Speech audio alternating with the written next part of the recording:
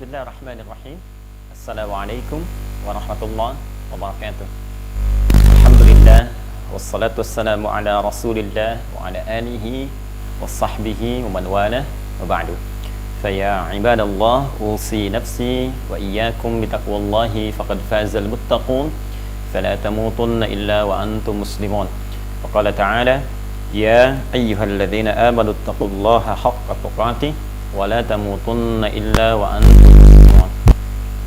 Alhamdulillah, saudara-saudariku, berjumpa kembali untuk melanjutkan kajian kita dalam pembahasan fikih Ramadan bagian kedua, dengan berniat kepada Allah Subhanahu wa taala menggali ilmu sebaik mungkin sebelum kita mengamalkannya di bulan Ramadan. Kita akan berlatih bersama. Sebelumnya saya ingin mengajak kita semua untuk tidak bosan berdoa, memohon rahmat Allah Subhanahu wa taala, memohon kekuatan, memohon kesehatan, dan terkhusus dalam situasi ini memohon kepada Allah mengangkat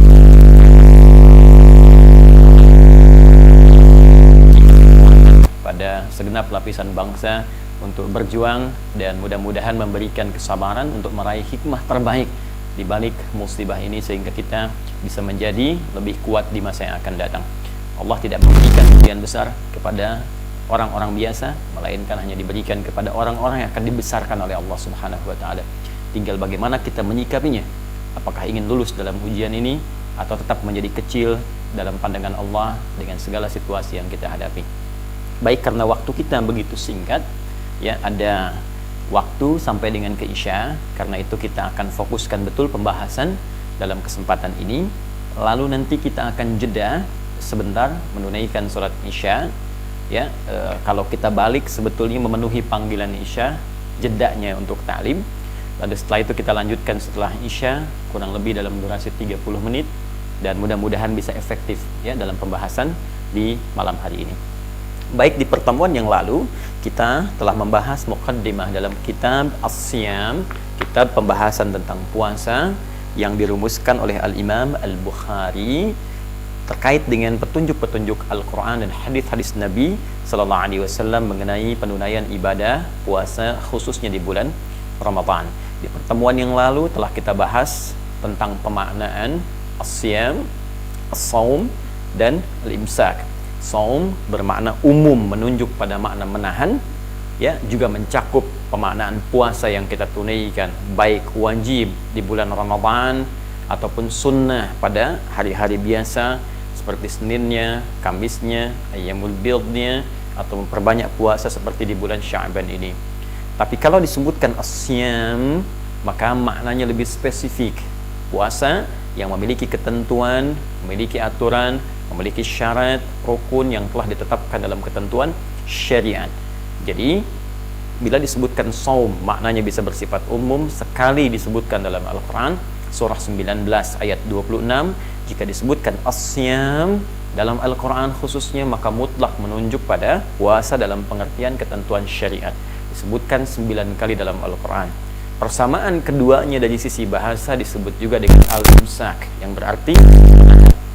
Karena itu, kemarin kita simpulkan dalam pengertian bahasa Arab yang menjadi penetapan syariat di dalamnya terkandung, maka jika disebutkan saum, siyam, ataupun al-imsak, ia memiliki makna yang serupa, yaitu menahan atau puasa. Jika makna ini kita tarik dalam konsekuensi logis penunaian syariat, maka jika disebutkan saum, siyam, atau al-imsak, artinya waktunya berlangsung dari fajar sampai dengan maghrib. Sebelum itu, jadi dari batas ba'da maghrib sampai dengan menjelang fajar, maka dibebaskan kita untuk makan, minum di luar ketentuan yang disebutkan dalam penunaian ibadah puasa.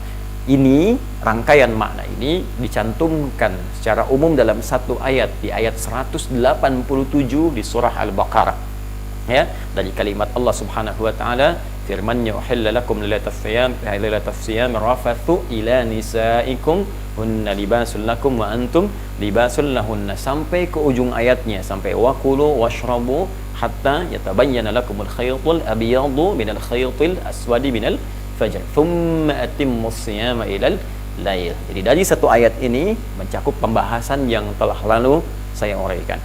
Sekarang kita masuk pada bagian yang keduanya, apa dalil kewajiban puasa itu mesti kita tunaikan, dan bagaimana analisa ketentuan syariat fiqih terhadap dalil yang dimaksudkan.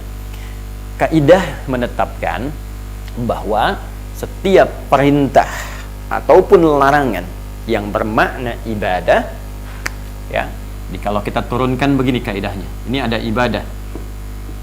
Ini kaidah dasarnya dulu ya, supaya kita memahami tentang hakikat kehidupan kita di dunia ini. Ibadah adalah tugas pokok manusia, ya, bahkan bisa menjadi tujuan pokok manusia itu diciptakan, ya. Ini kita temukan di dalam Al-Quran surah ke-51 ayat 56. Allah berfirman, wa ma khalaqtul jinna wal insa illa liya'budun. Tidaklah aku ciptakan jin dan manusia kecuali tujuan pokok dia diciptakan itu adalah untuk beribadah kepada Allah Subhanahu wa ta'ala. Jadi kalau ada manusia hidup di bumi tapi tidak beribadah, maka seakan-akan ia telah keluar dari jalur tujuan hidupnya. Ya, jika Anda ingin ke Bandung kemudian keluar dari jalurnya, maka mustahil Anda bisa sampai ke tujuan. Ya, tujuan akhir kita surga, jalannya itu ibadah, penunaiannya disebut syariat. Ya, karena itu syariat disebut dengan syariat, teman-teman sekalian, dari kata syara'a, ya. Syariat dari kata syara'a, seakar dengan kata syari' berarti jalan. Jalannya yaitu ibadah, tujuannya surga. Jadi kalau ingin ke surga, maka yang kita kerjakan itu ya ibadah. Orang yang keluar dari jalur ibadah, maka mustahil dia bisa ke surga. Ya, jadi kita berangkat dengan bekal iman, jalannya disebut ibadah, baik. Pokok penunaiannya ibadah, jalannya disebut dengan syariat, perbuatannya disebut dengan amal soleh. Karena itu iman, saya sering katakan, selalu bersanding dengan amal soleh. Iman bersanding dengan amal soleh. Ini jalannya. Ya, jadi ketika kita menunaikan ibadah, maka wujudnya disebut amal soleh. Jalannya disebut dengan syariat. Tujuan pokoknya surga. Karena itu ketika Allah memperkenalkan janji bagi setiap hambanya yang bisa mendapatkan surga, maka kalimat surga pertama disebutkan dalam Al-Quran itu disandingkan dengan kalimat iman dan amal saleh. Ditemukan dalam Al-Quran surah kedua Al-Baqarah ayat 25, ya, paling kanan sebelah atas di mushaf standar. Wa basyiril ladzina amanu, iman, wa amilus salihat, amal saleh, anna lahum jannatin tajri min tahtihal anhar. Surga. Berikan kabar gembira pada orang yang beriman, punya bekal iman, wa amilus salihat, kemudian dia menempuh jalur ibadah, jalannya syariat dengan mengerjakan amal saleh, maka dia bisa mencapai surga. Maka ini pokok kehidupan kita. Manusia yang fisiknya tidak makan, maka bisa lemas, bisa meninggal. Otak kita tidak makan dengan belajar, tanpa pengetahuan, maka lemah pemikiran. Ya, demikian manusia yang tidak menunaikan pokoknya roh yang tidak ibadah, maka roh pun bisa kehilangan bagian dari fungsi hidupnya dan mustahil bisa mencapai tujuan yang bisa didapatkannya. Jadi ini pokok yang kita tunaikan. Nah, hanya untuk menunaikan ibadah itu kita mesti punya panduan. Seperti Anda ingin mencapai jalan pun mesti punya panduan. Bukankah di jalan ada panduan? Ini jalan menuju ke Bandung, ini jalan menuju ke Jakarta, lurus menuju Sukabumi. Bahkan di atasnya dituliskan papan. Begini, ini arahnya, petunjuknya. Kanan, kiri, lurus, tengah, dan seterusnya. Tanpa Anda menemukan petunjuk itu, sulit untuk mengetahui ini jalan yang mana yang benar menuju tujuan yang saya ingin capai. Bahkan sekarang lebih canggih, Anda bisa set misalnya dalam handphone Anda. Anda bisa bertanya di situ, ada map dan seterusnya. Tanyakan kepada map, dia muncul seketika. Ini yang Anda tuju. Belok kanan, 500 di depan ada tukang cendol. 300 meter ke depan ada lubang di situ. Semua lengkap. Demikian ujungnya, jika dalam dunia saja Anda membutuhkan petunjuk, maka apalagi ketika Anda bisa mengharapkan surga. Maka jalan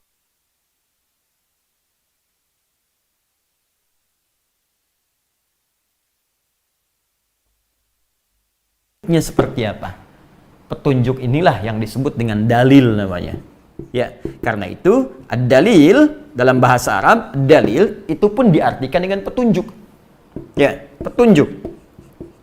Dalilul amal, dalil ya, petunjuk pekerjaan. Tuh. Ya, dalilul amal fil maktab, petunjuk pekerjaan di kantor ini. Dalil itu petunjuk. Jadi ketika Anda memiliki dalil, memiliki petunjuk, mudah sampai ke tujuan. Demikian jika Anda ingin menunaikan ibadah untuk mencapai surga yang didambakan, maka penunaian ibadah ini tak bisa sembarangan dikerjakan, mesti ada petunjuknya, mesti ada dalilnya. Jadi dalam kehidupan dunia saja Anda membutuhkan dalil berupa petunjuk, maka bagaimana dengan capaian tertinggi akhirat, surga yang kita dambakan, mesti ada dalil. Nah, karena itu Allah Subhanahu wa taala dengan sifat Rahman dan Rahimnya, sayangnya yang bahkan melampaui murkanya, ya. Ya, inna rahmati wasi'at kulla syai. Sungguh rahmatku, kata Allah, melampaui segala hal, termasuk melampaui murkanya. Di sepanjang masih ada kesempatan, nyawa belum sampai di kerongkongan, mohon kepada Allah, kata Allah, saya ampuni engkau, saya ampuni engkau. Karena itu banyak orang salah di masa lalu, dia bertobat berubah menjadi orang saleh. Ya, jadi setiap manusia tidak ada yang sempurna. Pasti pernah berbuat satu hal yang kurang baik karena dorongan nafsunya. Nafsu ini yang menyebabkan dia berbuat salah, tapi rahmat Allah yang menarik dia untuk kembali saleh. Karena itu dicontohkan pada fitrah Nabi Adam dengan kemanusiaannya, berbuat salah ditunjukkan jalan tobat untuk kita anak cucunya supaya kembali menjadi saleh. Manusia salah, manusia tobat, kembali saleh. Setan salah, nggak mau tobat, maka tetap dia salah. Maka jika ada manusia pernah berbuat salah dan tidak mau tobat, perlu dipertanyakan, apakah hakikatnya dia manusia atau bukan. Baik, kita kembalikan ke sini. Karena rahmat Allah sangat tinggi, maka Allah menginginkan jangan tersesat kalian, jangan salah jalan, jangan keliru menempuh jalan ke surga. Setiap kalian yang ingin ke surga, ini saya berikan petunjuknya. Mudah bagi Allah mengatakan, silahkan kemana aja, tapi Anda bisa salah jalan, saya bisa keliru. Karena itu diturunkan petunjuk oleh Allah, nih ikuti panduan ini, lakukan dengan baik sampai engkau ke tujuan dengan mulia. Karena itulah para ulama membuat hukum yang ketat tentang petunjuk ini supaya kita tidak salah arah dalam ibadah. Sampai ada ungkapan mengatakan ad-dinu huwad dalil. Ad-dinu huwad dalil. Ad-din, semua ketentuan agama itu dalil, harus berdasarkan dalil, petunjuk supaya tidak salah dalam pengerjaannya. Nah, petunjuk yang paling utama tentunya langsung bersumber dari Allah Subhanahu wa taala dan bersumber dari Rasul yang diutus oleh Allah langsung untuk menyampaikan petunjuk itu. Yang bersumber dari Allah langsung, firman-Nya disebut Al-Qur'an. Ya, lalu disampaikan kepada Rasulullah, Rasul yang paling mulia Muhammad sallallahu alaihi wasallam. Al-Qur'an ini dijelaskan kandungannya lewat semua hal yang bersumber dari beliau. Baik perkataannya, baik tindakannya, baik ketetapannya, baik perilakunya, sifatnya dan sikapnya. Disebut dengan al-hadis yang harus kita ikuti ketika menjadi pedoman kehidupan, jalan hidup yang kita tempuh, maka ini nanti disebut dengan as-sunnah. Maka di sini muncul ya istilah Al-Qur'an dan al-hadis. Al-Qur'an dan as-sunnah. Dulu anak-anak kecil dari SD diajarkan pedoman ini supaya tidak salah arah ketika dia balik dewasa. Maka ada pelajaran Al-Qur'an hadis. Al-Qur'an hadis. Sekarang cek anak SD sekarang apakah punya pelajaran ini lagi atau tidak. Orang tua kita sudah berpikir dari dulu, jangan sampai anak ini dewasanya punya persoalan. Karena itu anak-anak yang dididik sejak dulu di era-era masa lalu, Allahu Akbar, saya katakan demi Allah, dia akan punya pegangan minimal jadi baik dari masa depannya. Jadi kalau Anda kehilangan materi ini dari kekinian, bisa dilihat akibatnya dalam kehidupan karena akan berdampak pada aktivitas bumi yang kita pijak pada saat ini. Jadi ini Al-Quran, Al-Hadis, Al-Quran, As-Sunnah. Mengikuti ini langsung disebutkan oleh Allah dalam Al-Quran, surah ketiga Ali Imran, ayat ke-31. Qul in kuntum tuhibbunallaha fattabi'uni. Katakan Muhammad SAW, jika kalian mencintai Allah maka ikuti semua apa yang dituntun oleh Nabi, maka engkau bisa jadi teladan karena Nabi pun sifatnya adalah teladan. Demikian ditegaskan di Quran surah ke-33 ayat 21. Laqad kana lakum fi Rasulillahi uswatun hasanah. Dan mengambil ini baik dari Al-Quran ataupun hadis Nabi sallallahu alaihi wasallam tak bisa sembarangan. Karena kita tidak bisa sampai langsung kepada Nabi, jarak kita sudah 15 abad. Nabi sudah wafat, fisiknya tidak ada di bumi sekarang, namun petunjuknya kekal abadi sampai dengan kita berpulang. Ya, karena kita tak bisa langsung mengambil pelajaran dari Nabi, maka kita mesti punya jalur yang tersambung kepada Nabi sallallahu alaihi wasallam. Jalur ini yang disebut dengan sanad, sampai Imam Muslim mengatakan babul isnad minad din. Bab belajar ilmu tersambung dengan sanad, bagian yang penting dari ad-din. Sanad apa yang dimaksudkan? Itu yang disebutkan Nabi dalam hadis riwayat Ibnu Majah, nomor hadis 233. Kalau buku Anda beda dengan saya kitabnya, maka cari yang riwayatnya sahabat Abu Darda radhiyallahu taala anhu, ya.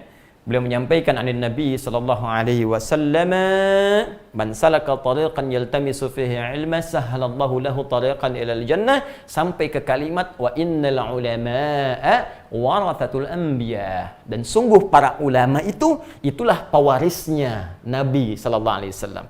Itulah pewarisnya para nabi. Maka ulama mewariskan petunjuk-petunjuk Nabi. Wa innal anbiya lam yurithu dirhaman wala dinara. Dan sungguh para nabi itu tidak mewariskan dinar dan dirham, bukan harta dunia, walakinnahum warathul ilma. Tapi mereka mewariskan pengetahuan sebagai pedoman kehidupan.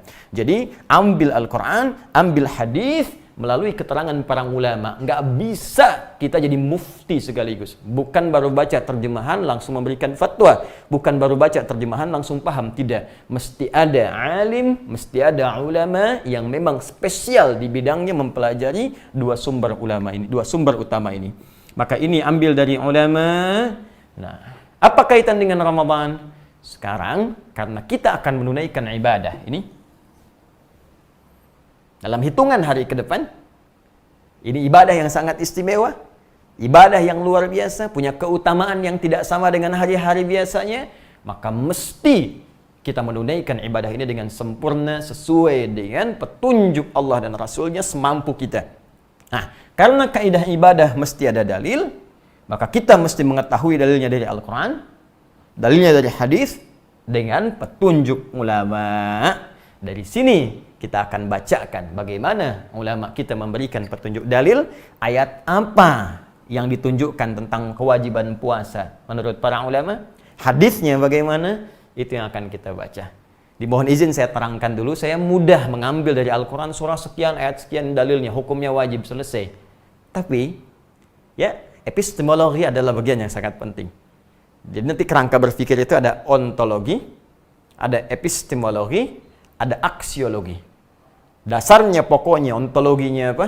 Epistemologinya, kerangka berpikirnya apa, sehingga mengetahui dengan jernih, oh ini maksudnya kita mengerjakan ini.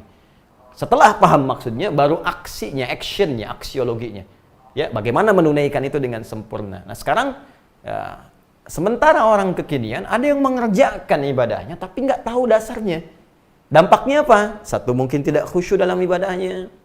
Ya, yang kedua juga tidak sempurna penunaian, kehilangan semangat, motivasi, kadang malas-malasan karena nggak paham tujuannya apa, sehingga tidak hadir motivasi di dalamnya. Baik, sekarang kita bacakan apa dalil yang menjadikan dasar ibadah puasa itu mesti kita tunaikan. Kita sekarang bacakan. Ya, Bismillahirrahmanirrahim. Bab wujubi shaumi Ramadan, bab tentang dasar kewajiban puasa Ramadan. Nah, ini Al-Imam Al-Bukhari sudah memberikan isyarat dan memberikan bocoran bab dasar kewajiban. Nah, ini menunjukkan puasa yang akan ditunaikan di bulan Ramadan tidak sama dengan puasa-puasa yang selainnya. Mungkin boleh jadi ia punya hukum yang berbeda. Puasa Senin, puasa Kamis, Ayyamil Bid, ya, puasa Daud misalnya. Itu berbeda. Yang ini kata Al-Imam Al-Bukhari hukumnya wajib. Baik, hukumnya apa? Wajib. Bab tentang dasar kewajiban. Baik. Dari mana dasar kewajiban ini didapatkan? Wa qaulullahi ta'ala, ya, dan adapun firman Allah Subhanahu wa taala berikut adalah dasar kewajiban yang dimaksudkan. Apa firman-Nya? Beliau menyampaikan Al-Qur'an surah Al-Baqarah ayat 183, ya, paling kiri sebelah atas di mushaf standar.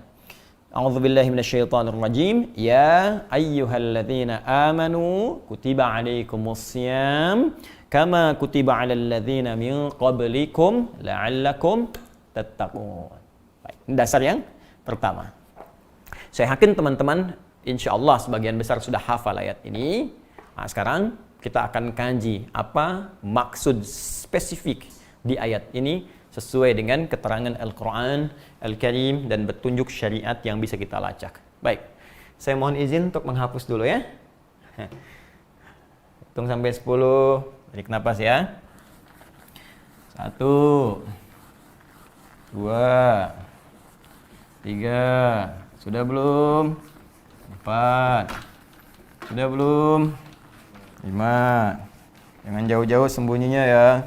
6, 7, 8, 9, 10. Orangnya nggak ada semua, tinggal kamera. Baik, teman-teman, bismillah. Siap ya? Pertama, dalil tentang puasa Ramadan. Bismillah. Kita turunkan. Ditemukan di Al-Quran surah kedua Al-Baqarah ayat 183. Isyaratnya menunjukkan makna wajib. Kalau sudah disebutkan dalil, berarti petunjuk ini menjadi hukum. Kalau kita turunkan begini, menjadi hukum. Ya. Jadi kalau nanti ada yang bertanya, apa hukumnya puasa Ramadan itu? Maka Anda bisa jawab, hukumnya wajib. Tahu dari mana kewajiban ini? Kembalikan dasarnya dalam Al-Quran surah kedua Al-Baqarah ayat 183. Paham? Baik. Yuk, sekarang kita bacakan. Ayat ini dibuka dengan kalimat yang sangat indah. Ya ayyuhalladzina amanu. Ladzina amanu. Ya. Ya, ini bisa di sini saya masukkan ini saja. Ya, gitu kan? Ayyuha alladzina amanu. Baik, fokus. Teman-teman sekalian. Ya ayyuhalladzina amanu. Duhai seluruh orang-orang yang telah beriman tanpa kecuali. Saya teruskan dulu. Kutiba alaikumussyam. Kutiba alaikum. Ini dasar kewajibannya. As-syam. Sekali lagi baca yang benar. As-syam, bukan as-syab. Kutiba alaikum as-syam. Ya. Nah, ini dasarnya. Kutiba, diwajibkan alaikum atas kalian semua tanpa kecuali yang memenuhi seluruh persyaratannya as-syam untuk menunaikan puasa. Ingat alif lam kemarin saya terangkan sesuai dengan ketentuan dan aturan yang berlaku. Nah, ini perintahnya. Di sini dasar kewajibannya, dasarnya. Ya. Jadi kalau Anda ditanya, apa dasar kewajiban di ayat Al-Baqarah 183 itu? Mana kalimat yang menunjukkan puasa itu wajib? Ini jawabannya. Kutiba alaikumussyam. Tapi sebelum sampai ke sini, saya ingin uraikan dulu yang ini. Fokus baik-baik. Ini kalimat indah sekali.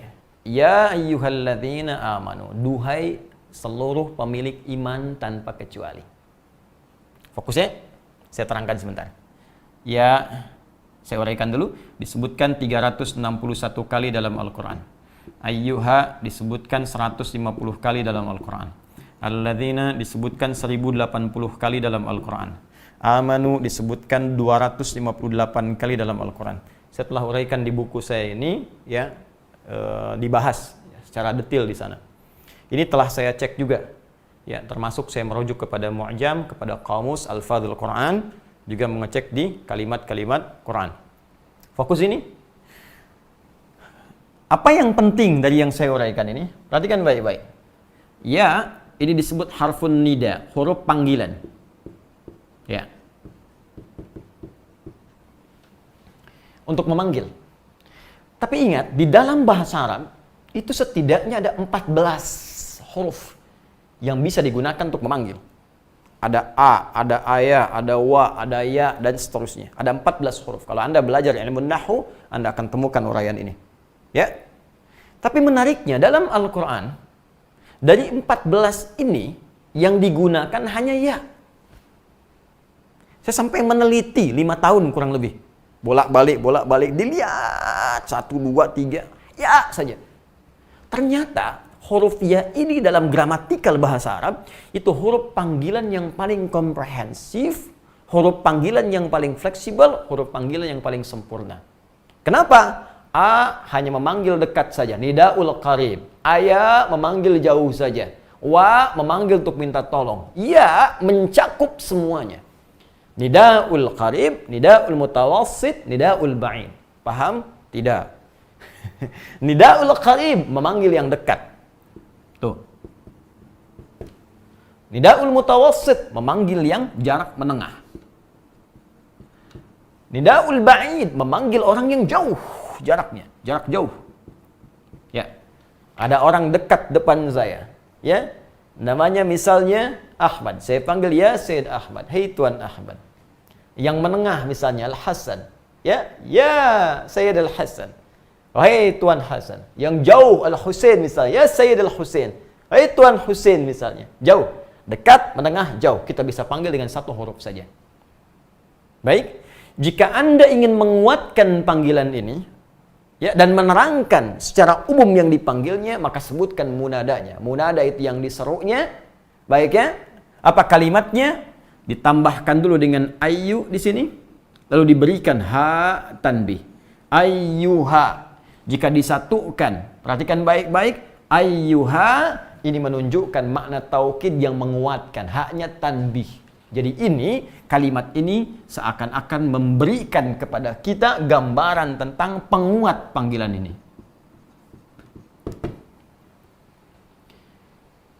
Ini menunjukkan sesuatu yang sangat penting. Saking pentingnya panggilan ini, ya kalau kita ingin artikan, hei, ya ayyuha, hei, kalian semua. Saya ingatkan ya, saya kuatkan dengan panggilan ini. Makanya dalam bahasa Arab tidak dimulai memanggil kalau menggunakan ya ayyuha kecuali menunjukkan informasi panggilan yang akan disampaikan begitu penting luar biasa.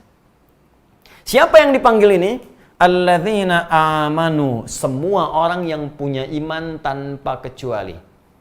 Saya sampaikan kepada Anda di pertemuan yang lalu, alladzina, ingat ismun mausulun yadullu 'alal jam'il jam'iyah. Ya, huruf sambung konjungsi. Ya, yang menyambungkan kepada objek atau sebagian dari subjek tanpa kecuali, mencakup semua, lelaki kah, perempuan kah, tua, muda, melampaui status sosial keduniaan, kaya kah, cukup kah, semua. Seakan Allah ingin mengatakan begini, hei, semua orang yang beriman tanpa kecuali. Apakah engkau laki-laki, perempuan kah, tua kah, muda kah, maaf sekali, kaya kah, cukup kah? Apakah engkau orang yang merasa solehkah atau yang pernah salahkah? Aku tak peduli. Sepanjang kalian punya iman, aku panggil dengan satu informasi yang bisa meningkatkan iman kalian. Maka disebut dengan huruf ya, seakan Allah ingin mengatakan begini, hei, kalian yang telah punya iman, baik sedang imannya kuat sehingga merasa dekat denganku, bukankah orang yang imannya kuat dekat dengan Allah sehingga sering mengerjakan amal soleh, belum dipanggil sholat subuh, sudah siap-siap bangun bahkan sebelum azan? Ada yang biasa tengah-tengah, ketika dipanggil azan baru dia bangun, ya kan? Ada yang jauh karena sering berbuat maksiat, sudah lewat subuh belum bangun juga, mau zuhur belum ingat subuh. Kata Allah, aku tidak peduli. Sepanjang engkau masih ada iman dalam dirimu, aku panggil semuanya, baik yang saleh ataupun yang pernah merasa salah. Aku akan turunkan kepadamu kewajiban menunaikan ibadah yang kalau engkau kerjakan, maka kewajiban ini akan merubah semua dirimu lebih dekat denganku dan lebih meningkatkan keimananmu di hadapanku. Inilah makna ya ayyuhalladzina amanu. Karena panggilannya sifatnya umum, karena itu saat awal puasa, ini kan dipanggil nih untuk menunaikan di awal puasa. Ayo, Karena panggilan pembukanya menggunakan huruf ya disandingkan dengan kata iman, karena itu jangan kaget, fitrahnya langsung melekat pada diri kita. Karena Allah yang jamin fitrah melekat. Karena itu di awal puasa, jangankan orang yang soleh, yang biasa-biasa pun atau yang pernah salah pun itu bisa semangat. Silahkan cek.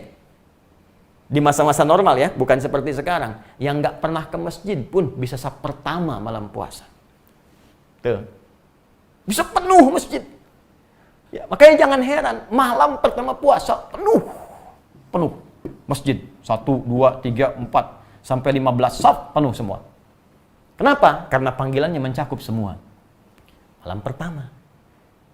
Cuma nanti kita akan lihat, ada orang yang sudah diberikan kenikmatan oleh Allah, ada yang mempertahankannya, ada yang kemudian mulai melepaskannya, ada yang hilang sama sekali. Karena itu jangan heran nanti di pertengahan sampai ke ujung Ramadan mulai muncul kemajuan. Maju safnya. 15 jadi 14, 13, 12, tinggal satu saf lagi dan seterusnya. Nah, ini gambaran pertama. Yang kedua, awas saya belum selesai. Amanu, orang-orang yang telah punya iman. Jamak dari kata amana. Amana asalnya begini. Kita hapus dulu ini. Ini. Amana asalnya hamzah, alif, mim, nun. Asalnya dari kata amina ditambah alif, ya. Sehingga disatukan ini supaya tidak boros dalam penulisannya, jadikan satu begini, ya, begini. Tapi dikasih tanda bendera di atas seperti ini untuk menunjukkan ada alif. Amana seperti ini. Jadi dari kata amina ditambah satu huruf menjadi amana. Kenapa saya penting tunaikan ini? Fokus baik-baik. Sebelum kita masuk Isya, ada 5 menit lagi kita sebelum masuk ke Isya, fokus. Saya pernah terangkan di pertemuan-pertemuan yang lalu, jika ada sebuah kata mengalami derivasi, tasrif, sorof, di kaidah bahasa Arab, hibrida, berubah menjadi kata yang baru dengan penambahan sebuah huruf atau lebih, 2kah, 3kah, maka menerjemahkan kalimat yang baru ini tidak akan terlepas dari yang sebelumnya. Contoh, amana atau amanu ini berasal dari kata amana. Amana berasal dari kata amana. Amana berasal dari kata amina tambah hamzah.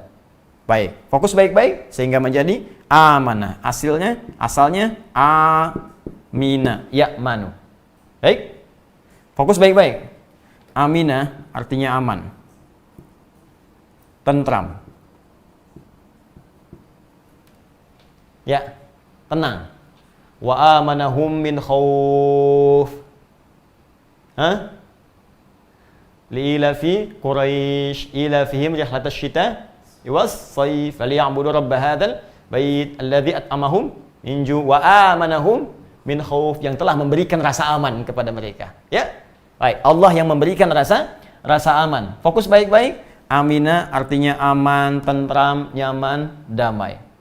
Ditambahkan hamzah menjadi pemilik iman. Amana, orang yang punya iman. Jamaknya tambah waw dan alif di ujungnya. Amanu, orang-orang yang punya iman. Laki-laki, perempuan, tua muda, dan sebagainya. Kalau kita ingin terjemahkan kata amana atau amanu, maka jangan lepaskan dari akar katanya yang ini. Amina. Seakan Allah ingin mengatakan, alladzina amanu, orang-orang yang telah beriman itu, maka Allah akan berikan rasa aman dalam dirinya dari ancaman akhirat dan ketentraman dalam jiwanya saat menunaikan kehidupannya di muka bumi. Itu maksudnya. Karena itu orang-orang yang beriman itu hatinya cenderung tenang. Karena itu semua aplikasi iman dalam bentuk ibadah itu, masih ingat? Iman disandingkan dengan amal soleh, ya kan? Selalu setelah kata iman muncul amal soleh. Karena itu setiap kita mengerjakan amal soleh itu dampaknya selalu tenang ke hati, tenang ke hati, tenang ke hati. Contoh, ini persamaan lagi nih, ya, biar kita agak sedikit bertambah wawasannya. Amal soleh itu fungsinya disebut dengan zikir oleh Allah. Zikir. Ya, untuk mengingatkan kita dengan Allah. Jadi tujuannya supaya kita ingat kepada Allah. Ya. Karena itu setiap pekerjaan amal soleh itu seringkali disebut zikir dalam Al-Quran. Salat disebut zikir. Quran surah ke-20 ayat 14. Wa aqimis sholata li dzikri. Tunaikan salat sebagai zikir kepadaku. Doa disebut zikir. Quran surah 7 ayat 205. Ya wadzkur rabbaka fi nafsika tadarruan wa khifatan wa dunal jahri minal qaul. Ya, doa, zikirlah, sebutkan Allah Subhanahu wa taala dalam jiwamu. Baik. Membaca Quran zikir, karena Quran disebut zikir. Quran surah 15 ayat 9. Inna nahnu nazzalna dzikra wa inna lahu lahafizun. Menghafal Quran itu zikir. Quran surah 54 ayat 17, 22, 32, 40. Walaqad yassarnal Qur'ana lidzikri. Habis salat kita zikir. Ya, Quran surah keempat ayat 103. Fa idza qadaitumus salata fadhkurullah. Baik, teman-teman sekalian, saya teruskan sedikit, saya berhenti kemudian dengan kita tiba waktunya masuk salat Isya. Saya ingin teruskan sebentar. Amal soleh tujuannya zikir, Allahu Akbar, Allahu Akbar. Kemudian zikir itu fungsinya apa? Untuk menenangkan hati. Tenang hati. Apa dalilnya? Quran surah ke-13 ayat 28. Ala bidzikrillahi tatmainnul qulub. Allahu Akbar, Allahu Akbar. Ala bidzikrillahi tatmainnul qulub. Yakinkan pada jiwamu kalau zikirmu benar kepada Allah, dampaknya tenang ke hatimu. Sekarang lihat ke sini. Kata Allah, orang-orang beriman itu akan senantiasa diberikan rasa tentram, tenang dalam jiwanya. Kapan orang beriman tenang? Ketika dia menunaikan amal soleh. Amal soleh disebut dengan zikir. Ya. Apa yang ingin saya maksudkan di sini? Ada rahasia besar dari kalimat ya ayyuhalladzina amanu yang menjadikan setiap sahabat selalu merasa senang, gembira ketika turun ayat dibuka dengan kalimat ini sebanyak 68 kali dalam Al-Quran. Dan setiap turun dengan ayat ini semua gembira menunggu apa informasi yang ingin Allah sampaikan. Apa rahasia di dalamnya? Kita lanjutkan nanti setelah menunaikan salat Isya berjamaah. Kita menjawab suara adzan sampai selesai. Tunaikan salat berjamaah dulu, menunaikan salat Isya, baru kita lanjut kembali. Sementara kita cukupkan. Subhanakallahumma bihamdika asyhadu an la ilaha illa anta astaghfiruka wa atubu ilaik. Assalamualaikum warahmatullahi wabarakatuh.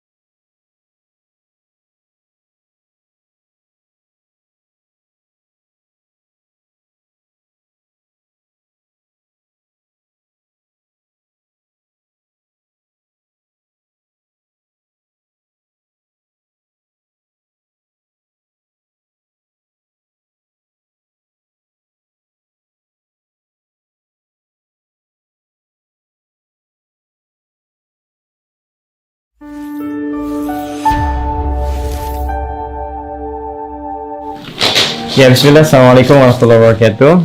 Teman-teman dimanapun Anda berada, alhamdulillah tadi malam setelah kita taklim ada beberapa permintaan yang masuk dari rumah sakit di Indonesia supaya kita bisa kirimkan khususnya APD ya, alat pelindung diri dalam menangani pasien baik suspek ataupun yang juga positif misalnya di COVID-19. Jadi langsung kita respon, setelah kita sudah mendata daftarnya, di setiap barang yang ada di kita maksimalkan langsung hari ini kita akan kirimkan. Ya, setiap kita ada kita kirimkan, kita kirimkan. Insya Allah hari ini kita akan kirim ke 10 ya rumah sakit dulu yang sudah masuk ke kita. Nanti kita akan susulkan puskesmas. Kita juga alhamdulillah, teman-teman, apa ini? Ini APD sama itu ya, face shield ya. Ya, 2. Nah, ini di belakang ya, ini sembako baru sampai, kita terima dan sebagian sudah kita kirimkan ya, kepada masyarakat yang membutuhkan, juga khususnya beberapa bagian yang terdampak dengan COVID-19. Ada beberapa pertanyaan dari kawan-kawan, bila ingin ikut berkontribusi, karena ini cukup banyak juga yang bertanya. Sebetulnya kita coba punya prinsip, apa yang kita punya itu yang kita maksimalkan. Hanya ada beberapa yang meminta dengan sangat untuk bisa bersama-sama bersinergi, maka saya minta di riset dulu seperti apa, sehingga apa yang bisa disalurkan bisa dikeluarkan sesuai dengan kebutuhan dan hal-hal yang diperlukan oleh masyarakat. Mas Imam, sudah jadi belum? Maka saya sampaikan apa yang kita biasakan, tidak langsung kita mintakan atau tiba-tiba kita berikan misalnya rekening, tapi kita juga bikin programnya dulu ya. Jadi ini program baru yang kita inisiasi, namanya Amin ya. Amin itu Ansor Muhajirin. Jadi kita mengambil spirit kehidupan di masa Nabi SAW, bahwa tatkala sahabat-sahabat Nabi SAW dipimpin juga Rasulullah SAW hijrah ke Yathrib yang kelak menjadi Al-Madinah Al-Munawwarah ya, banyak di antara sahabat-sahabat yang sangat membutuhkan. Lantas Nabi persaudarakan dengan orang-orang Madinah yang memiliki kelebihan-kelebihan untuk bersinergi ya. Orang Madinah kemudian lantas disebut dengan Ansor, dan orang-orang hijrah disebut dengan Muhajirin. Nah, dalam kondisi ini kita ambil spiritnya bahwa kondisi saat ini akan menghadirkan banyak orang yang membutuhkan bukan hanya uluran tangan ya, tapi lebih kepada kekuatan iman kita, karena kadang situasi ini ditetapkan oleh Allah untuk menguji siapa di antara kita yang bisa memperbanyak amal soleh ya. Di Amin ini ya, Ansar Muhajirin, kita akan coba beberapa program ya. Di sini ada, nah kita ke bawah ya. Nah ini ada pengadaan masker, bilik disinfektan, APD, kemudian sembako. Nah, ada juga nanti yang lockdown di rumah, kita hadirkan program khusus yang kelima belum kita isikan, yaitu program untuk paket hafalan Al-Quran ya, untuk yang muslim. Kalau ini kita tidak melihat keyakinan ya, agama. Kita bekerja untuk bersama-sama, ini ada misi kemanusiaan, jadi kita akan kirimkan pada siapa saja, baik muslim ataupun non muslim. Ini menunjukkan tingginya ajaran Al-Quran dan sunnah Nabi SAW untuk peduli pada nilai-nilai kemanusiaan yang lebih luas. Nah, nanti teman-teman kalau ingin baca, silahkan masuk saja ke sini, amin.quantumafyar.com ya, amin.quantumafyar.com. Kemudian nanti programnya bisa dilihat di sini ya. Misal Anda masuk ke sini, pengadaan masker, ya, jadi nanti buka. Nah, ini apa programnya. Kemudian kalau mau ikutan donasi, nanti silahkan Anda masukkan ke sini ya. Anda tinggal isikan saja nah formnya, berapa nilainya, namanya siapa, nomor ponselnya, emailnya. Nanti ketika sudah masuk, nanti insya Allah masuk ke email Anda masing-masing ya. Nah, kemudian yang lainnya juga, nah ini kalau teman-teman ingin tahu ke atas apa yang sudah kita sampaikan. Nah, ini udah untuk masker ya. Nah, PD yang sudah kita salurkan juga, yang tadi hafalan, untuk yang lockdown. Nah, ini bilik disinfektan ya juga. Jadi teman-teman bisa lihat sendiri ya di bawah ya. Ini yang sedang kita kerjakan, dan mudah-mudahan Allah berkahi kita semua. Nah, setiap apa yang kita telah lakukan bisa diupdate di sini, dan teman-teman bisa mengecek sendiri. Ya, sudah siap semuanya? Siap ya? Alhamdulillah, dari sini ya. Siap. Baik, mohon izin kita ingin teruskan kembali supaya bisa cepat dikirim, sehingga teman-teman kita di rumah sakit nakes dan juga beberapa yang membutuhkan sinergi dengan kita semua bisa segera mendapatkan apa yang mereka sedang tunggu saat ini. Ya, Adi Hidayat dengan kawan-kawan di Quantum Afyar Institute yang bekerja untuk beribadah karena Allah Subhanahu wa Ta'ala, menebar nilai kasih untuk semua manusia. Mudah-mudahan Allah memberikan kepada kita dan segera mengangkat COVID-19 yang sekarang sedang kita hadapi, khususnya sebelum Ramadan. Assalamualaikum warahmatullahi wabarakatuh.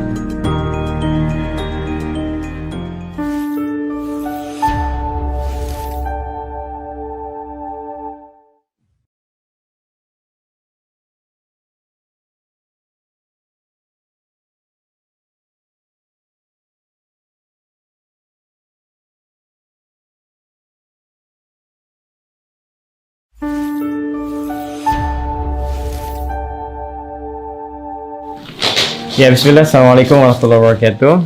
Teman-teman dimanapun Anda berada, alhamdulillah tadi malam setelah kita ta'lim ada beberapa permintaan yang masuk dari rumah sakit di Indonesia supaya kita bisa kirimkan khususnya APD ya, alat pelindung diri dalam menangani pasien baik suspek ataupun yang juga positif misalnya di COVID-19.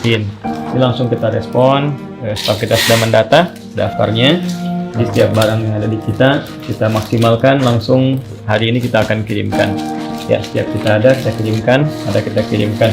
Insya Allah hari ini kita akan kirim ke 10 ya rumah sakit dulu yang sudah masuk ke kita. Nanti kita akan susulkan puskesmas. Kita juga alhamdulillah teman-teman apa ini? Ini APD sama itu ya, face shield ya. Ya, 2. Nah, ini di belakang ya, ini sembako baru sampai kita terima dan sebagian sudah kita kirimkan ya, kepada masyarakat yang membutuhkan, juga khususnya beberapa bagian yang terdampak dengan COVID-19.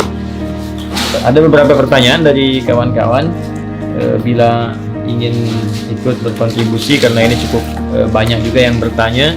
Sebetulnya kita coba punya prinsip apa yang kita punya itu yang kita maksimalkan. Hanya ada beberapa yang meminta dengan sangat untuk bisa bersama-sama bersinergi, maka saya minta di riset dulu seperti apa sehingga apa yang bisa disalurkan bisa dikeluarkan sesuai dengan kebutuhan dan hal-hal yang diperlukan oleh masyarakat. Mas Imam sudah jadi belum? Maka saya sampaikan apa yang kita biasakan, tidak langsung kita mintakan atau tiba-tiba kita berikan misalnya rekening, tapi kita juga bikin programnya dulu ya. Jadi ini program baru yang kita inisiasi, namanya Amin ya. Amin itu Ansor Muhajirin. Jadi kita mengambil spirit kehidupan di masa Nabi SAW, bahwa tatkala sahabat-sahabat Nabi SAW dipimpin juga Rasulullah SAW hijrah ke Yathrib yang kelak menjadi Al-Madinah Al-Munawwarah ya, banyak di antara sahabat-sahabat yang sangat membutuhkan. Lantas Nabi persaudarakan dengan orang-orang Madinah yang memiliki kelebihan-kelebihan untuk bersinergi ya. Orang Madinah kemudian lantas disebut dengan Ansor, dan orang-orang hijrah disebut dengan Muhajirin. Nah, dalam kondisi ini kita ambil spiritnya bahwa kondisi saat ini akan menghadirkan banyak orang membutuhkan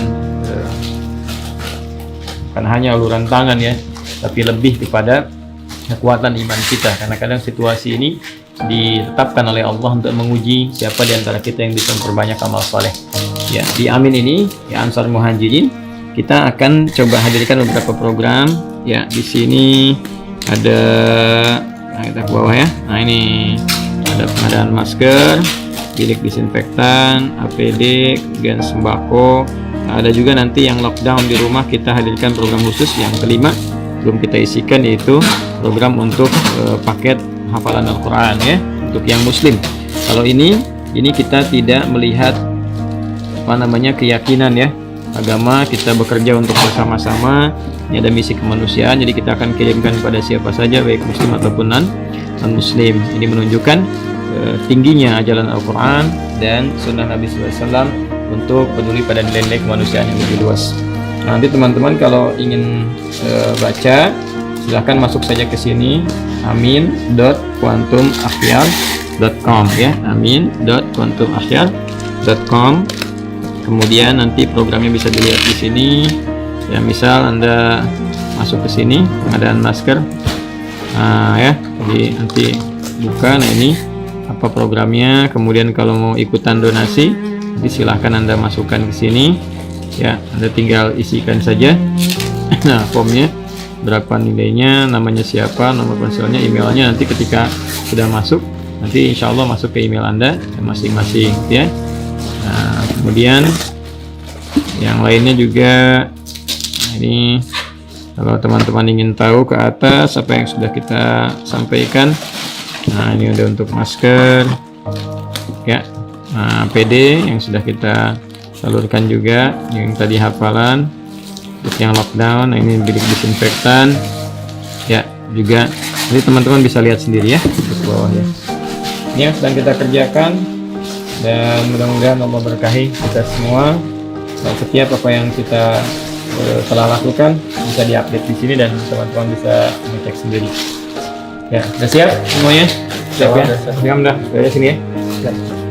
Baik, mohon izin kita ingin teruskan kembali supaya bisa cepat dikirim sehingga teman-teman kita di rumah sakit dan nakes dan juga beberapa yang membutuhkan sinergi dengan kita semua bisa segera mendapatkan apa yang mereka sedang tunggu saat ini.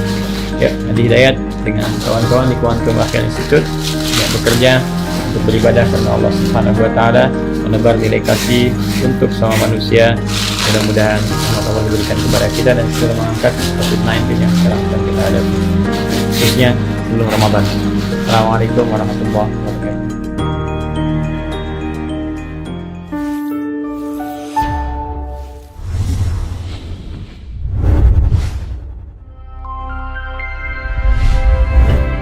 Bismillahirrahmanirrahim. Assalamualaikum warahmatullahi wabarakatuh.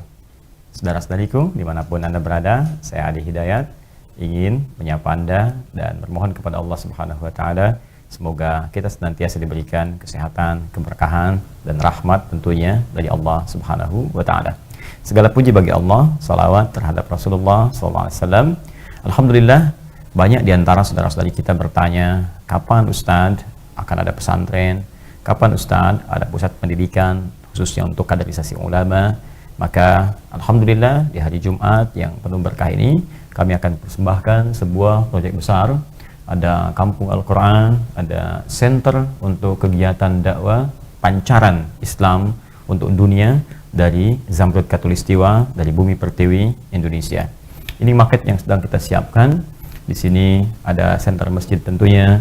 Di sini nanti ada pesantrennya, di sini juga ada kegiatan-kegiatan yang menjadikan ini semua akan menjadi miniatur laboratorium Al-Quran yang khususnya berada di Indonesia dan umumnya juga akan berkolaborasi dengan beberapa lembaga-lembaga dan institusi pendidikan internasional di dunia ini insya Allah. Saudara-saudariku, proyek ini akan terlaksana tentunya bila ada area yang kita siapkan dan kita bisa akuisisi. Alhamdulillah marketnya sudah siap. Dan tahapannya juga insya Allah sudah diselesaikan untuk desainnya, untuk persiapannya. Tinggal sekarang kita akan melangkah pada step yang pertama, yaitu mengakuisisi lahan. Ada sekitar 10 hektar yang kita siapkan, dan saat ini kita sedang berproses untuk bisa mengakuisisi itu semua. Karena itu, saya ingin mengajak kepada teman-teman semua, saudara-saudariku dimanapun Anda berada, untuk berpartisipasi, menjadikan ini sebagian bagian dari amal ibadah kita. Ada beberapa sahabat-sahabat kita yang ingin kemudian berkontribusi dan mengakuisisi ini semua, tapi saya tidak menginginkan, seperti saya sampaikan kepada Anda, jika ada sedikit pun saham akhirat untuk bisa mendapatkan ridha Allah yang bisa kita lakukan bersama, maka kami akan buka seluas-luasnya. Karena itu, proyek besar ini kami akan buka untuk mengakuisisi lahan yang dimaksudkan 10 hektar dengan mengajak Anda bersama untuk bersinergi, mengumpulkan donasi, dan menjadikan ini sebagai bagian dari proyek akhirat kita. Tidak ada yang memiliki aset ini kecuali kita akan wakafkan dengan izin Allah untuk kepentingan umat Islam di muka bumi ini terpancar dari Indonesia. Dengan hadirnya suara adzan, mudah-mudahan apa yang kami sampaikan ada keberkahan dan ridha Allah Subhanahu wa taala untuk menjadikan Indonesia makmur, sejahtera dalam rahmat Allah Subhanahu wa taala. Adi Hidayat. Assalamualaikum warahmatullahi wabarakatuh.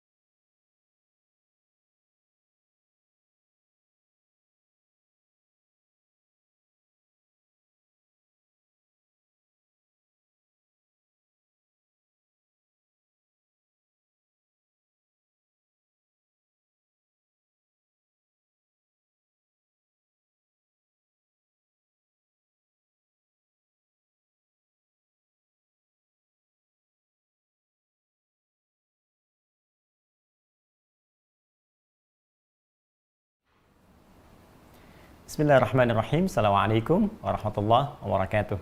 Alhamdulillah, wassalatu wassalamu ala rasulillah wa ala alihi wa sahbihi wa man wala ba'du. Saudara-saudariku, kita telah menunaikan salat Isya berjamaah. Semoga salat kita diterima oleh Allah Subhanahu wa taala. Walaupun tak sempat menunaikan di masjid, tapi tidak juga harus menghentikan sifat jamaah dari salat yang kita tunaikan. Ya, mungkin di rumah Anda ada anak, ada istri, kan? Maka kerjakan secara bersama-sama sehingga nilainya berubah dari sendirian jadi berjamaah. Ini mengambil dari petunjuk hadis Nabi sallallahu alaihi wasallam, salatul jama'ati afdalu min salatil fardi, ya, bi 27 darajah.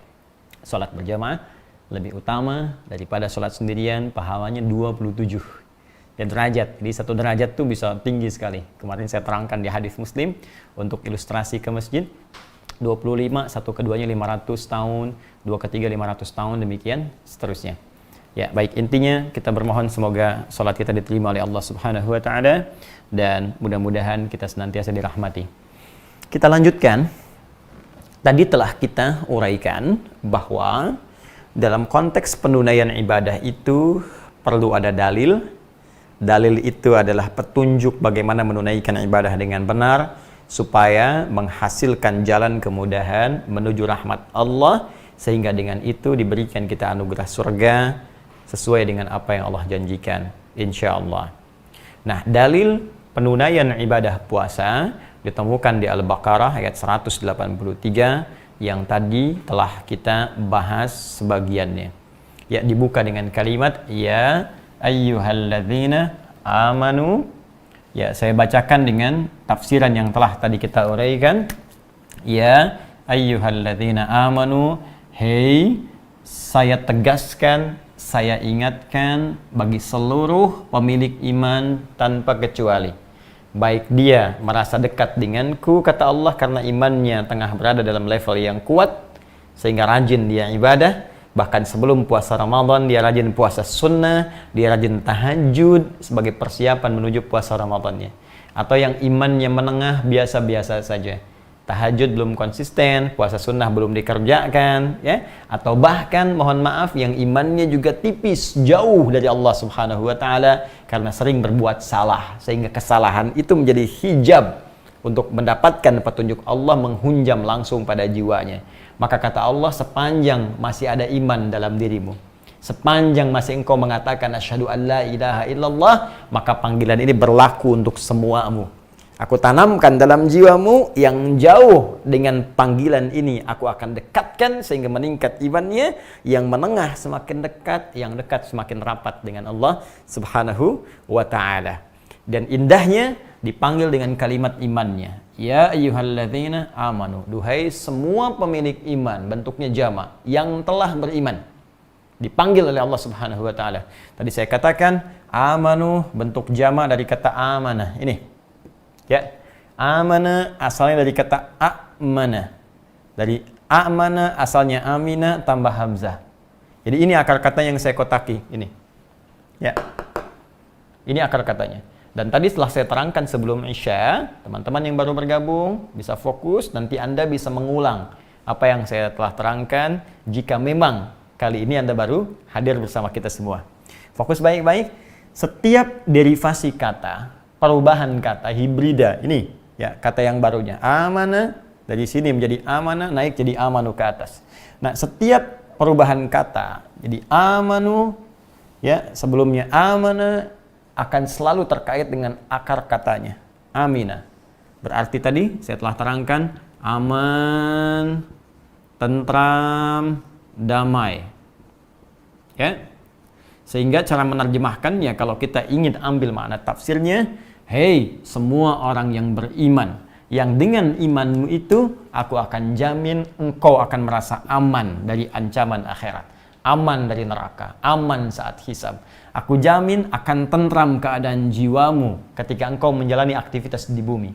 Aku jamin damai kehidupanmu ketika engkau beraktivitas di dunia itu. Nah, jadi ada jaminan ini. Tuh. Sehingga orang-orang beriman itu jika dipanggil dengan kalimat ini dan benar imannya, itu akan bahagia. Karena dalam kalimat lain, dengan makna yang lain, seakan-akan Allah tuh memanggil kita dengan semua jaminan ini. Kalau bahasa bebasnya begini, hei orang-orang yang aku jamin akan aman di akhirat nanti ya. Hei orang-orang yang akan aku tenangkan jiwanya. Hei orang-orang yang akan aku damaikan kehidupannya. Tuh, begitu cara menerjemahkannya. Jadi, pantas, wajar, kalau para sahabat dulu, jika ada ayat turun dengan pembuka kalimat iman, semua gembira. Ya, karena yang dipanggil itu ini, yang mereka pahami jaminannya. Makanya saya sering sampaikan dalam setiap tuturan ceramah taklim yang saya uraikan, ketika kita akan menerima perintah apapun, entah itu ibadah atau bahkan informasi, maka mesti tahu hakikatnya dulu, tujuannya dulu. Barusan sholat, ada perintah. Jadi sebelum kita menunaikan sholat, pahami dulu apa sih hakikat sholat ini. Apa sih hikmahnya? Kalau Anda tahu dengan sholat bisa mendapatkan bahagia, sukses, bahasa Arabnya falah. Ya, dengan sholat bisa tenang, dengan sholat dikabulkan. Karena itu ketika mendengar panggilan sholat, Anda akan memahami dengan semua keistimewaan tadi.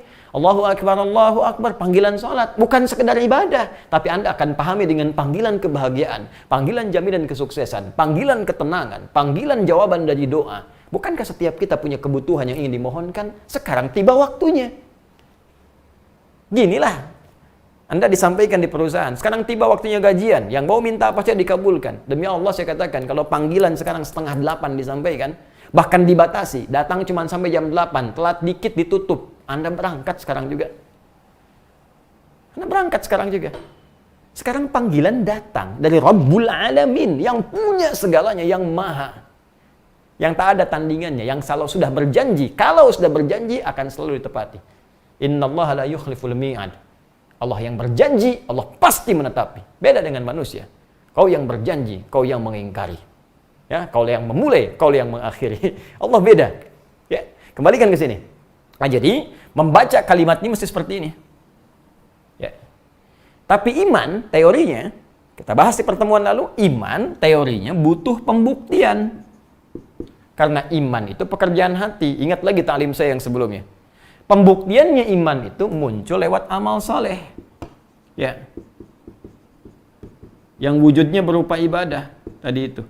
Dalam tuntunan syariat. Ya, karena itu, saya tegaskan lagi, setiap ada kata iman seringkali disandingkan dengan amal soleh. Wal 'asr, innal insana lafi khusr, illa alladhina amanu wa 'amilus salihat. Karena itu, amal soleh ini akan menjadi jalan bagaimana cara kita meningkatkan iman supaya semakin merasa tentram, semakin merasa damai, semakin merasa aman. Jadi kalau iman kita ingin memberikan pengaruh ketenangan pada jiwa, perbanyak amal solehnya. Ini jalannya.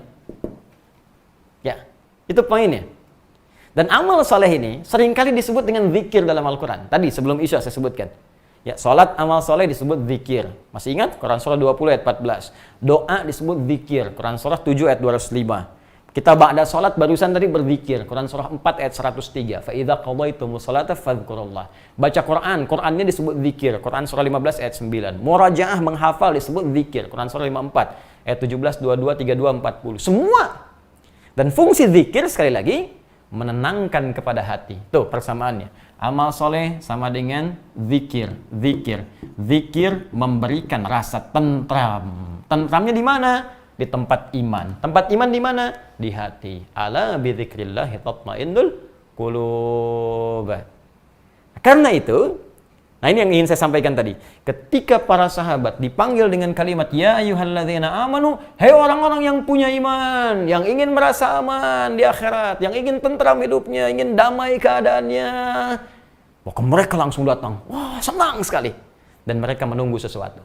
Apa yang mereka tunggu? Amalan apa yang sekarang Allah perintahkan kepada kami supaya kami mendapatkan jaminan aman, tentram dan damai itu. Maka ditunggulah amal solehnya. Maka setiap turun kalimat ya ayyuhalladzina amanu, mereka menunggu. Ini perintah apa yang turun? Larangan apa yang turun? Karena itu ketika muncul perintahnya, langsung keluar di lisan mereka, sami'na wa ata'na.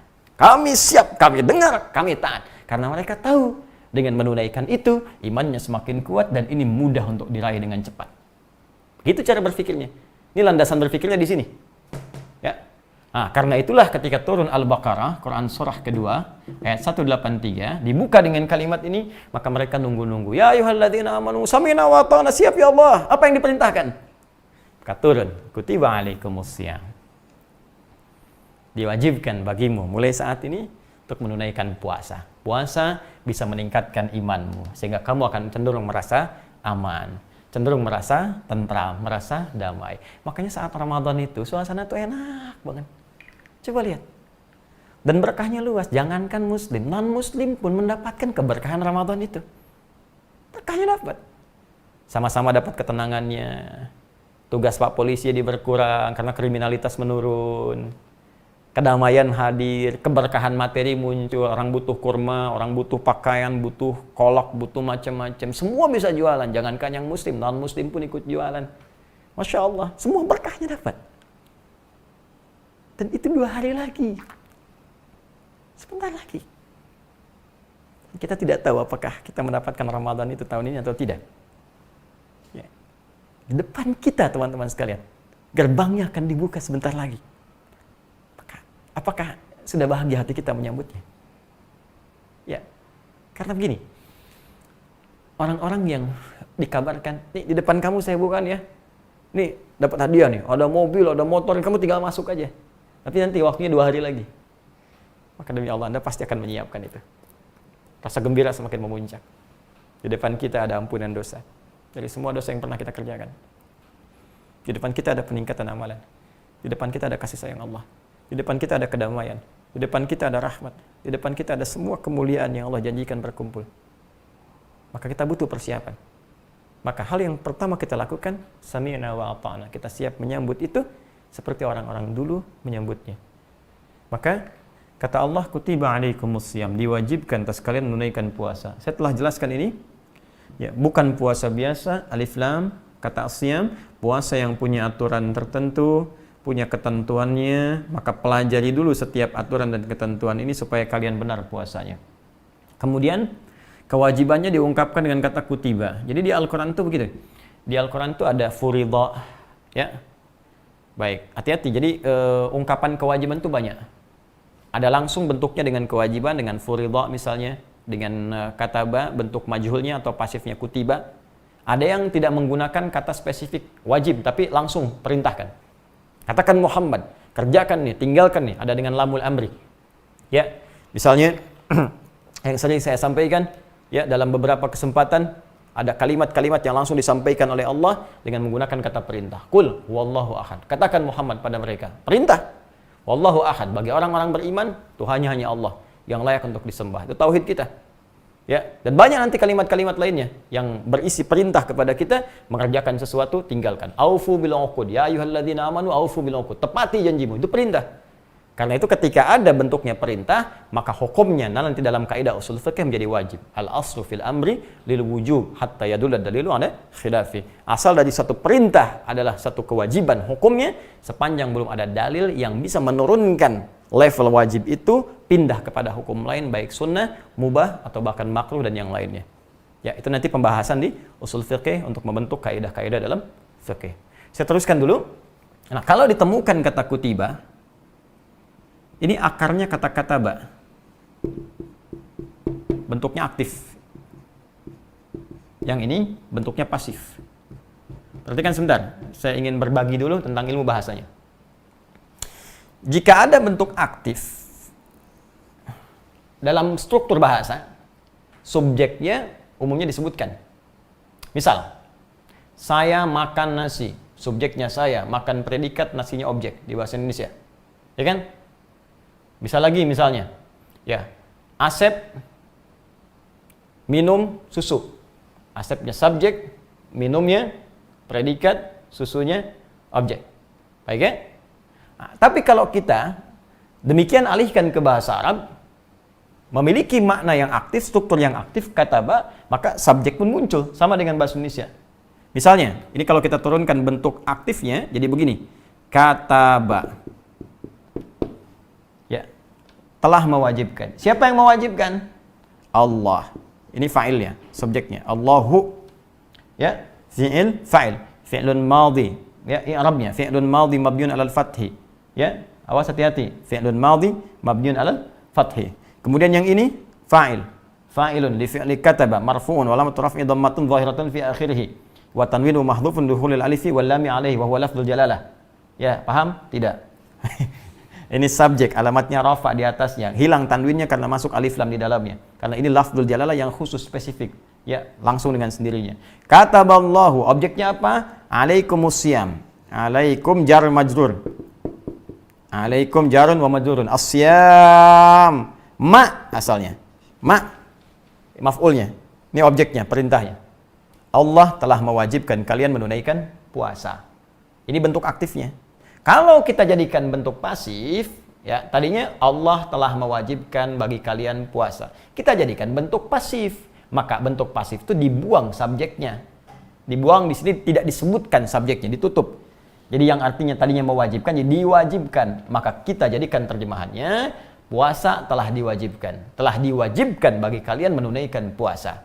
Kalau kita hilangkan subjeknya, telah diwajibkan seperti ini, maka aturan bahasa berlaku. Suatu bentuk aktif akan menjadi bentuk pasif jika subjeknya sudah diketahui. Mustahil, nggak ada subjek belum tahu, jadi pasif itu mustahil. Mustahil.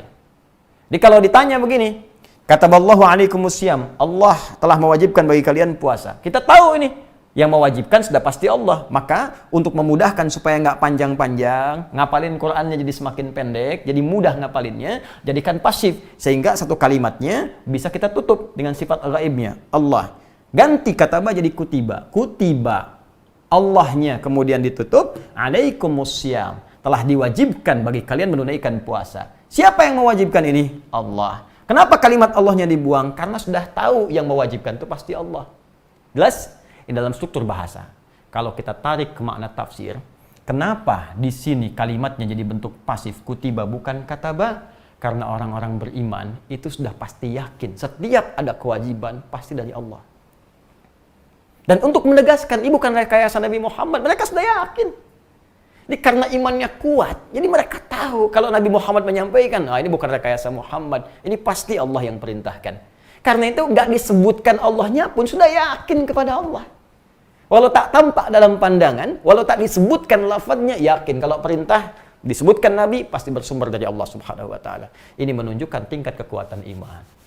Jadi kalau masih ada yang menyoal, kenapa mesti sholat? Siapa yang perintahkan sholat? Ini menunjukkan imannya rendah. Orang yang imannya kuat, Allahu Akbar, Allahu Akbar. Azan berkumandang, tiba perintah nih, saya sholat. Semakin kuat lagi, belum azan, sudah tahu Allah sebentar lagi perintahkan. Padahal azannya belum disebutkan. Ini menunjukkan tingkat kekuatan iman. Demikian cara memahaminya. Jadi yang pertama, Allah ingin terangkan kepada kita, hei, kalian puasalah. Tingkatkan iman kalian seperti orang-orang dulu pun ditingkatkan imannya. Bahkan sebelum aku sebutkan, mereka telah yakin bahwa aku akan perintahkan. Kedua, kata kutiba berasal dari kata kataba, seakar dengan kata kitab, yaitu sesuatu yang rapi, sempurna, tidak ada celah. Karena itu sekarang kitab diartikan dengan buku, terjemahannya buku. Kenapa buku disebut dengan kitab? Karena buku berisi tulisan yang sempurna dari awal sampai akhir. Bukan potongan artikel, sesuatu yang telah diedit, ada daftar isi, ada mukaddimah sebelumnya, ada transliterasi, dan seterusnya sampai ujungnya penutup, bahkan sampai daftar pustaka, disebut dengan buku. Al-Quran disebut dengan Alkitab karena sempurna, nggak ada celahnya dari awal sampai akhir. Dzalikal kitabu la raiba fi. Nah, kata dasarnya itu kataba. Bentuk pasifnya itu kutiba. Jika ada kewajiban disebutkan dengan menggunakan kata kutiba, jadi menunjukkan kewajiban itu sifatnya sempurna, kemudian berisi perintah yang sistematis, ya. Hukumnya sistematis, aturannya sudah spesifik. Seperti buku yang tersistematikan dengan baik. Nggak mungkin mukaddimah di akhir, nggak mungkin daftar isi di tengah-tengah. Pasti di depan. Nih kata pengantar, nih kapur sirih, 2 kapur sirih, 3 kapur sirih, bikin sirih sebanyak-banyaknya. Yang pasti di depan. Ya. Setelah itu daftar isi, setelah itu ini, itu baru ke isi, baru ke kesimpulan, daftar pustaka. Glosarium setelahnya. Jadi buku. Nah, yang paling menarik jika ada kewajiban diungkapkan dengan kata ini, artinya perintah yang disampaikan kepada kita sudah tersistematika dengan baik. Jangan ditukar, jangan dipindah-pindah. Ini ingin menunjukkan kata Allah, puasa itu punya sistematikanya. Nanti waktunya diatur. Waktu puasanya subuh sampai maghrib, tarawehnya malam. Ya, jangan sampai di tengah-tengah buka, jangan dipindah. Sahur jadi jam 7, buka jadi asar. Atau buka jadi duhur, sambung lagi. Tidak.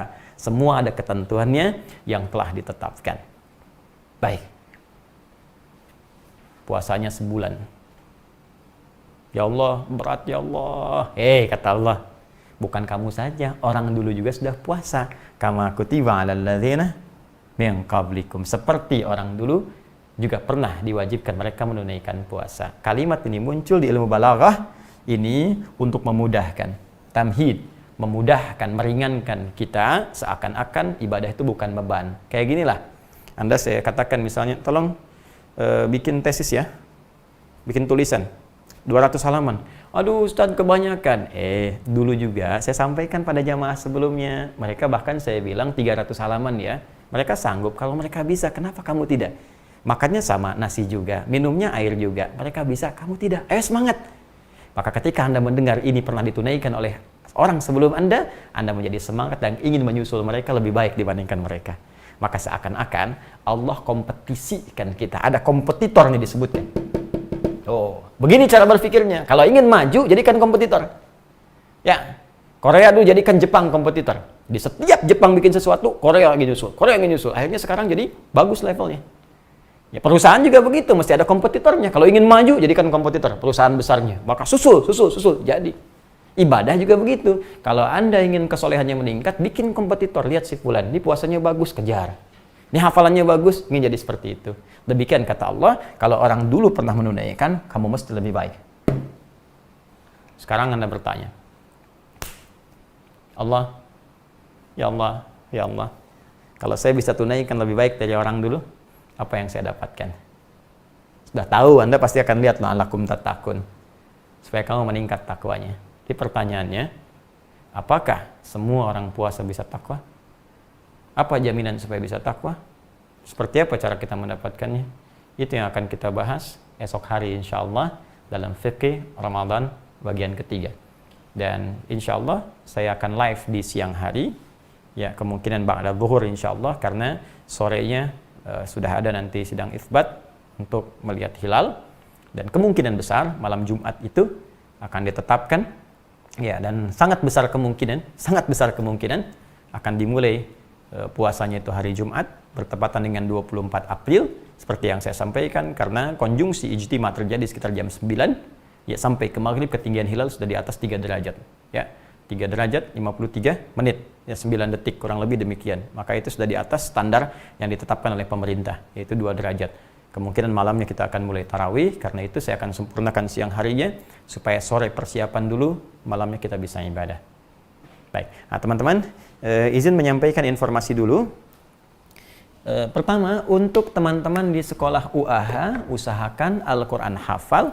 Setelah ini insya Allah kita akan belajar spesifik di kelas kita untuk program hafalan Quran ya, dan spesifik petunjuk nanti di Ramadan. Dan bagi teman-teman yang umum, maka ikuti yang telah saya sampaikan di pertemuan-pertemuan yang lalu serialnya, dan nanti lengkapnya akan ada di sini di buku ini. Ya, saya seperti permintaan Anda telah saya juga siapkan di stoknya di akhir store. Anda tinggal masuk ke situ saja dan Anda bisa dapatkan untuk buku At-Taisir Metode Menghafal Al-Quran. Semua sistemnya ada di sini. Anda bisa install saja, Anda bisa dapatkan. Dan saya juga berikan kabar untuk yang gelombang kedua sekolah UAH nanti akan diinfokan. Ya, sedang disusun oleh kita karena sebagian besar juga banyak bertanya. Insya Allah kemungkinan di Ramadan akan diupdate kembali sehingga nanti Anda bisa bergabung dengan gelombang yang sebelumnya dengan izin Allah Subhanahu wa ta'ala.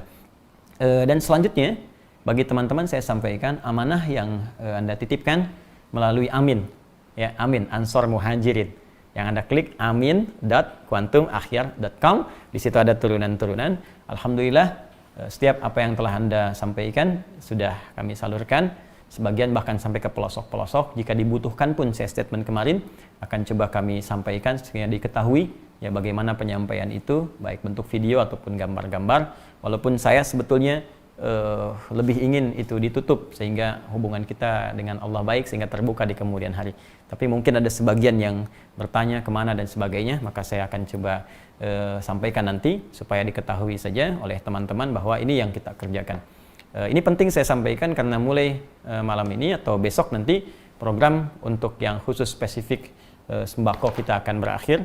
Kita beri kesempatan pada yang lain juga yang ingin beramal saleh. Ya, kita akan spesifikasikan nanti untuk menyiapkan pendidikan ulama dan nanti persiapan ke pesantren yang sering juga Anda tanyakan ya dengan izin Allah Subhanahu wa taala.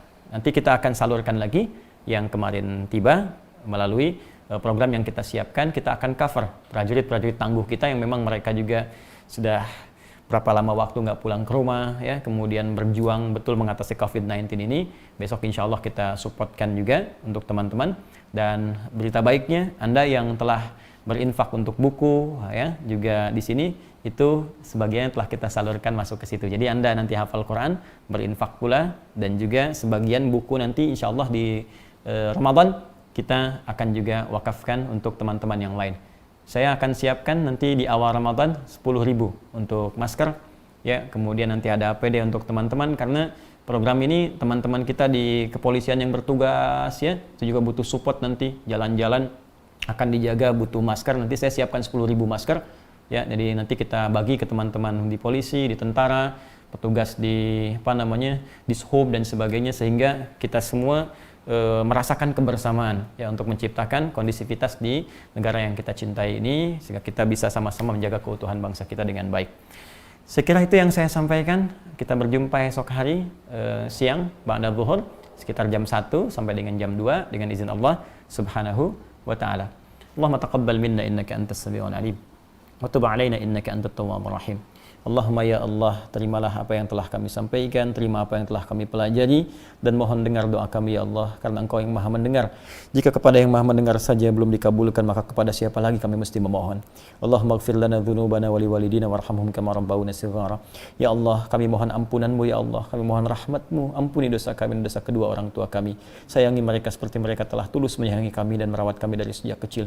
Allahumma ya arhamar rahimin, idza kana wahidan minhuma ya Allah aw kilahuma lam yakuna ma'ana ya arhamar rahimin farhamhum waghfir lahum dzunubahum wa nawwir quburahum ya arhamar rahimin waj'al quburahum raudatan min riyadil jannah. Ya Allah, jika satu di antara kedua orang tua kami atau keduanya sedang tidak bersama kami saat ini, telah mendahului kami, maka mohon ya Allah, ampuni mereka, rahmati mereka, anugerahkan cahaya ke alam kubur mereka ya Allah, jadikan kuburan mereka ya Allah satu di antara taman-taman surga.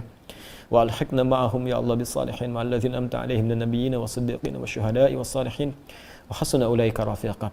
Dan mohon sertakan kami ya Allah dengan kedua orang tua kami, himpun kami kembali ya Allah dengan keluarga kami beserta orang-orang saleh, orang-orang baik, orang-orang jujur, terutama bersama Rasulullah sallallahu alaihi wasallam.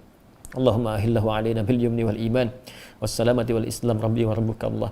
Ya Allah, mohon hadirkan awal Ramadan kepada kami dengan penuh ketenangan, ketentraman, kedamaian, kekuatan iman. Sehatkan kami ya Arhamar Rahimin. Hilangkan wabah penyakit dari kami ya Rahmanir Rahim. Berikan kekuatan Islam ya Allah. Engkau Tuhan kami ya Arhamar Rahimin. Engkau Tuhan kami ya Arhamar Rahimin. Engkau yang merawat kami. Engkau yang memberikan segala kebutuhan dan menyehatkan kami. Allahumma hafadz biladana Indonesia. Wahid sufufana wa jannibna minat tafruqah. Ya Allah, mohon jaga negeri kami tercinta Indonesia. Satukan kami ya Allah. Satukan kami ya Allah. Dan tolong tanamkan ya Allah pada siapapun anak bangsa ini dalam jiwa mereka ya Allah, tanamkan pada jiwa mereka ya Allah nilai-nilai kebaikan.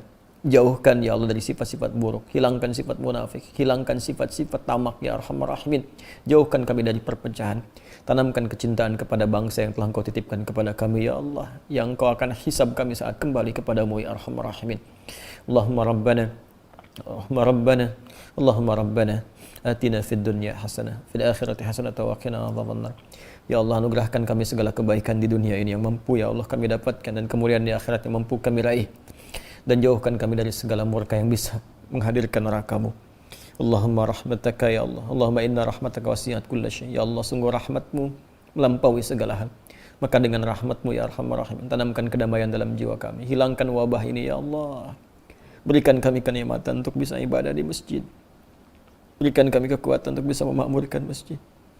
Kami rindu ya Allah untuk beribadah dengan baik. Ampuni dosa kami ya Allah, jika memang wabah ini Engkau hadirkan karena dosa-dosa kami, karena maksiat kami. Maka berikan hidayah pada pelaku maksiat untuk bertobat ya Allah. Dan mohon ampuni dosa-dosa kami yang kadang dipandang baik oleh manusia, padahal mungkin kami buruk dalam pandangan-Mu. Tubna ilaika ya Arhamar Rahimin. Allahumma bifadlika subhana rabbika rabbil izzati amma yasifun. Wa sallallahu ala nabiyyikal karim Sayyidina Muhammadin wa ala alihi wa sahbihi ummati wa dzurriyyati ila yaumiddin. Subhanakallahumma wa bihamdika asyhadu an la ilaha illa anta astaghfiruka wa atubu ilaik. Walhamdulillahirabbil alamin. Demikian saudara-saudariku, semoga Allah ampuni kita, sayangi kita. Saya Adi Hidayat. Assalamualaikum warahmatullahi wabarakatuh.